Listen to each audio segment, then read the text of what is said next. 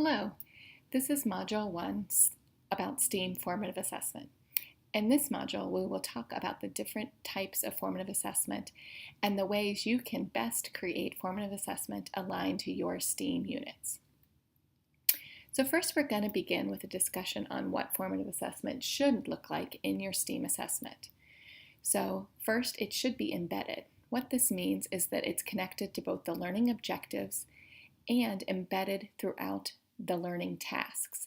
This means that it shouldn't be an afterthought, but rather intentionally a part of the curriculum. So what could this look like?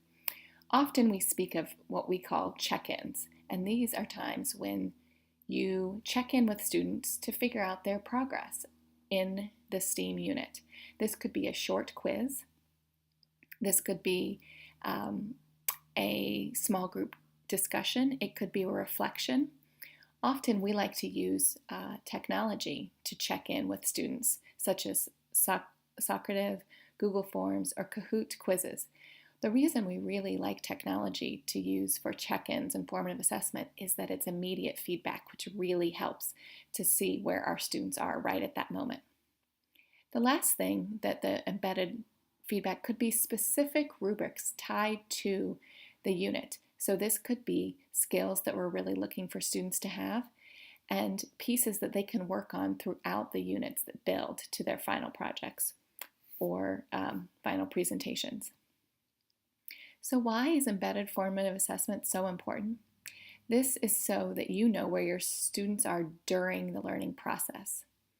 It's really important because STEAM units tend to be a bit longer than other units that you check in with the students and see where they are so that you can make adjustments to your teaching if needed. It should drive and adjust your teaching practice, right? So if students are struggling with a particular skill, you can stop and reteach that section. And because with STEAM, as we've talked about over and over again, there are multiple pathways, right? Students can take different questions to investigate. It's important to ensure that the content that you are teaching is being taught. Another key piece to formative assessment is that it's authentic to solving the problem. So this ensures that both the process skills are being taught and connects back to the problem scenario and the learning objectives. It also ensures that multiple abilities are utilized, which is a key cornerstone of STEAM teaching. And when it's authentic, it engages the students as products are real life. Another piece about formative assessment is that they're connected to the standards. So we often ask the two questions. Are there certain skills that students need to know? And is there content that students need to know during this unit? These two questions drive the formative assessment. Often we look at short quizzes that are ungraded, right? And this is important because we believe that this gives an indicator of what the students need help with, not an assessment of their knowledge in the final sense, and that you can check the progress of your students and inform your teaching. Another way to embed formative assessment is either in progress peer evaluation or final peer evaluation during the presentations if they're doing those. With group work and peer evaluation is critical as it provides students with the opportunity to become critical and really informs their own learning. It's an opportunity for them to refine their skills as they learn to critique others during the peer review process. We've often seen this work really well in the draft stage where we ask students to review another student's work with a rubric side by side, giving them really constructive feedback. Then they often go back to their own, with their own product and work on changing that. So it works twofold.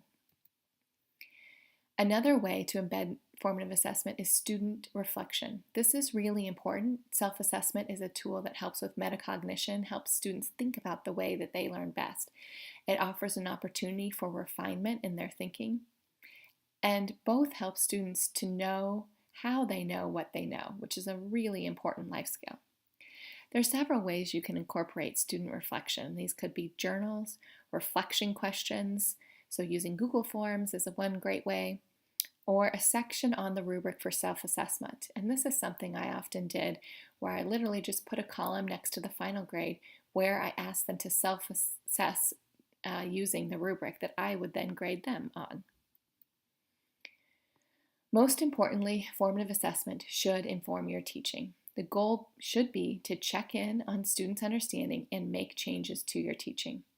So, for example, if you give your students a short quiz on the parts of cell and realize they're mixing up the functions of the cell, then your future teaching should reflect and improve on this deficit that the students are struggling with.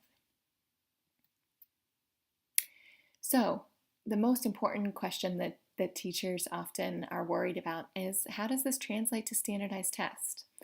Well, increased when teachers use formative assessment regularly, there is an increased content knowledge on standardized tests.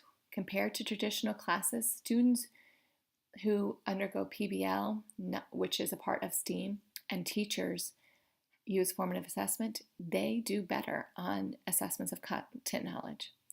Also important is that they improve critical thinking and problem-solving skills. Particularly, this works with students who struggle to learn content. And furthermore, during PBL, students showed an initiative by utilizing resources and revising their work, behaviors that were uncharacteristic of them before they engaged in PBL. So just some quotes on what some previous teachers said during their STEAM units to help you think about the standardized tests, which we know are important, is that they talk about how their test scores improved and that it was a wonderful journey where they learned about their teaching and really saw students learn. Often they would talk about how students did very well on the traditional test, particularly if they were required to give a benchmark test, and that students' engagement was really high and that the students were really excited to show the teachers what they learned. And last, they really talked about how they really loved to teach again, and it showed them how to be more creative and see strengths in their students, which we are really excited to see, particularly when it's connected to student learning.